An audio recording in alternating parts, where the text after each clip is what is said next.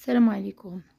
كذا مصادر شفت تيفي على أن الفنانة دنيا باطمة كانت تعرض للضرب من المرة الثانية من طرف العشيق ديالها، إلا أن هاد المرة هذه يعني كانت الضربة أكثر وقعا من الضربة الأولى، بحيث يعني سال الدم من الوجه ديالها.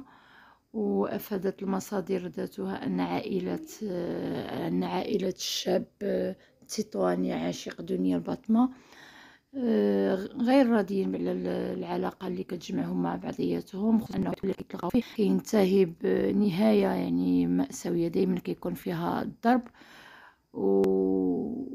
وكتأكد العائلة من نفس المصدر على أن الشاب التطواني كيقدم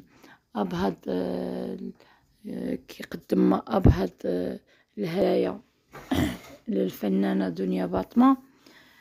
العائلة ما رضياش على العلاقة، لأنها كتخاف على المصير ديال الابن ديالها، كتخاف النهاية تقدر ما غاديش تكون مرضية للجميع.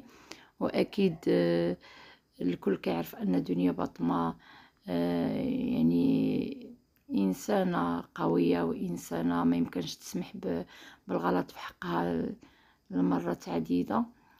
وممكن تكون نهاية الشاب ماشي مزيان. هذا هو اللي يعني كل عائلة كتخاف على الأبناء ديالها والمصير ديالهم. كل واحد كيتمنى أنه يشوف الابن ديالو في أحسن حلة وفي أحسن الظروف، وكيتمناو لهم دايما الآباء والأمهات كيتمناو كل ما هو جيد للأبناء ديالهم. كنتمناو على العلاقة اللي كتجمع هاد الطرفين أن كانت فعلا علاقة حب صادق تنتهي يعني بالزواج، ماشي بالضرب والفضائح. ونتمنى التوفيق للجميع، والسلام عليكم ورحمة الله تعالى وبركاته.